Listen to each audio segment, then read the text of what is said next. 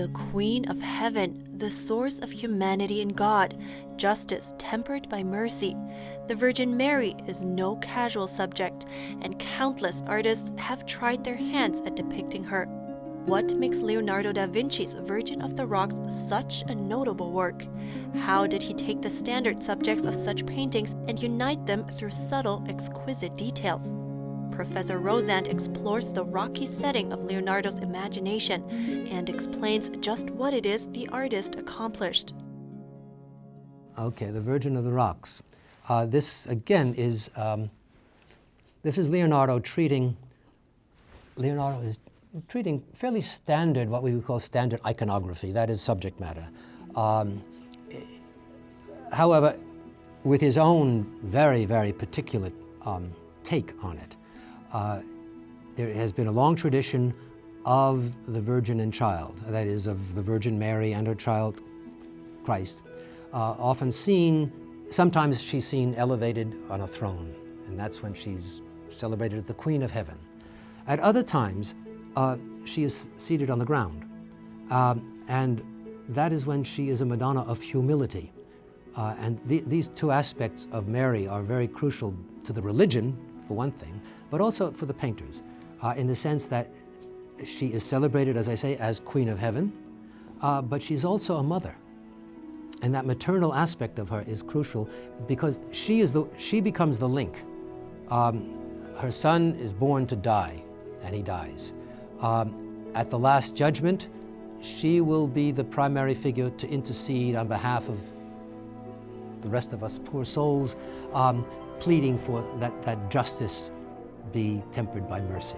She is our intercessor. But she's also the source of the humanity of God, in the sense that she becomes the vessel through which Christ is born. And again, she becomes impregnated, she gives birth, but she remains ever virgin. Now in this case, it's not that Leonardo is creating a casual picnic on the grass. For one thing, it's hardly an inviting landscape. What we have is a situation in which Mary is kneeling on the ground. She reaches out with one hand over another figure who is the lowest figure on the ground, which is the Christ child. This is God, who's on the ground. That is already it's a statement of the ultimate humility of Christ. That is the highest, that is the God, becomes the lowest. And once again, this is very much a part of the religion. They're accompanied by an angel who becomes a crucial figure. This is fairly standard in 15th century, not only 15th century, but especially 15th century Italian altarpieces. A figure who looks out at us, who establishes contact with the viewer, invites us into the painting. The angel points across the painting to another figure, another slightly larger infant. I mean, these infants are rather well proportioned and well developed. And this is the older cousin of Christ, St. John the Baptist, who is here brought into the intimacy of this setting by the Virgin herself. And this is a Leonardo invention. He invents this, he invents it we know exactly where, in a particular drawing, in which he starts out with Madonna nursing the child. And it's that she nurses the child, I mean, this goes back to the 14th century. That's the ultimate human aspect of Mary. I mean, as mother who gives, who nourishes the human God. The young John, of course, I mean, when he's older, he will be out in the desert for 40 years, and he will come back to preach the coming of Christ. He will be the first, he will baptize Christ, thereby establishing baptism as one of the sacraments of the church. What is so interesting with Leonardo is that once again, he takes these disparate figures and he brings them into a single group.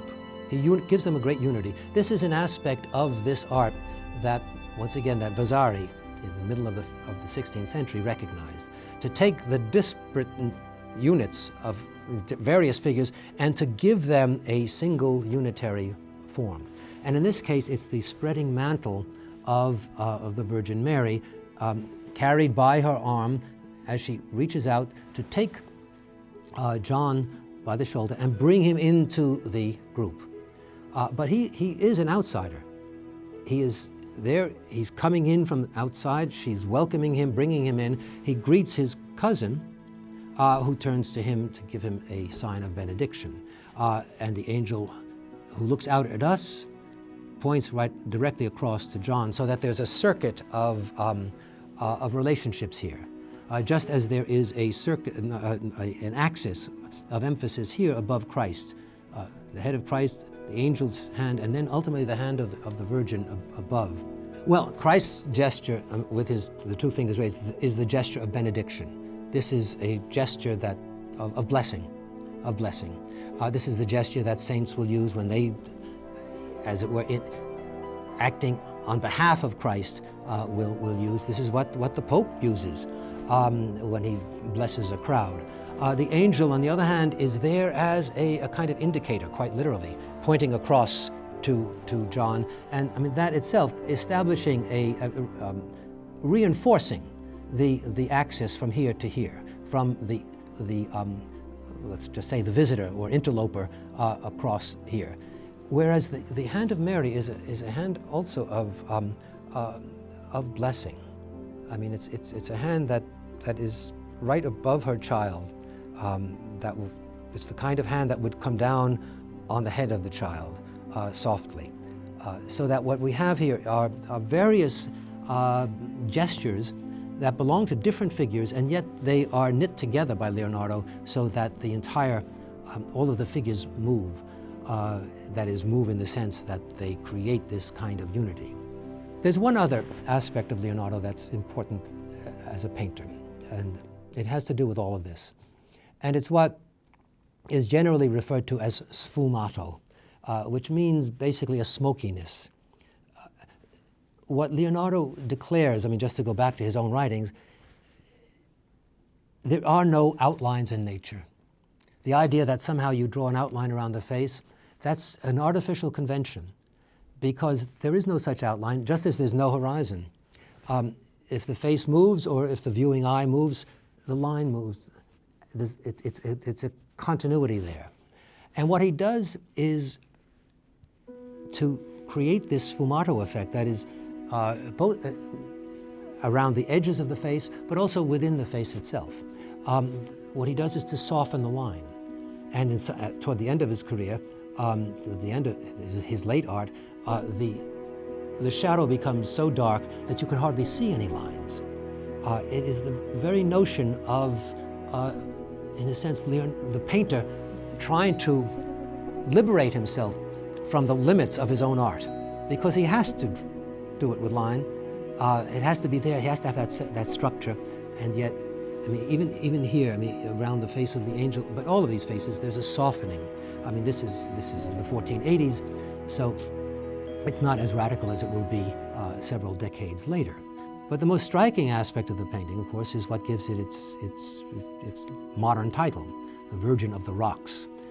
This is a kind of landscape that is very much Leonardo's own, in the sense that he takes what had been for some of his predecessors fantasy landscapes, not so much related to the Virgin, but for example, when images of Saint Jerome in the wilderness or in the desert, there are certain kinds of fantastic rock formations. But for Leonardo, fantasy is based upon reality. And once again, Leonardo, he's not only the great painter, not only a mathematician, he's also a geologist. He studies the earth. He recognizes that the earth itself is not merely something that was finished on the sixth day of creation and then God rested, but that the earth itself carries all of the traces of being in constant motion. But what about that landscape, these fantastic rocks? What are they there just because Leonardo thought of himself as a geologist and this is the kind of landscape he wanted to paint? Or do they carry any kind of symbolic meaning? Now, in asking the question, I obviously am assuming a certain kind of answer, although the answer can't be absolute. The rocks are there.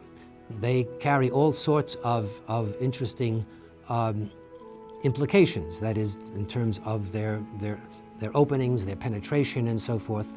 And needless to say, Freudian interpretations of Leonardo begin with Freud, and quite legitimately so.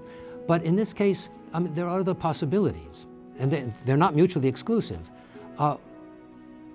The Virgin Mary herself, over time, acquires all sorts of symbolic epithets. She has all sorts of values. She's compared to all sorts of things. She is compared to the rocks. She's compared to the mountains, especially. And through that comparison, she is declared to be essentially greater than they are, but also older than they. Because in the liturgy, once again, one must go back to the religion. In the liturgy, Mary is declared to be present from the very beginning. For Leonardo, these rocks basically represent, in one way or another, represent the record of the passage of time. And in this, they represent the mortality of the earth. And to set the Virgin against that, of course, is to suggest a clear contrast. And this is how a painter like Leonardo would think.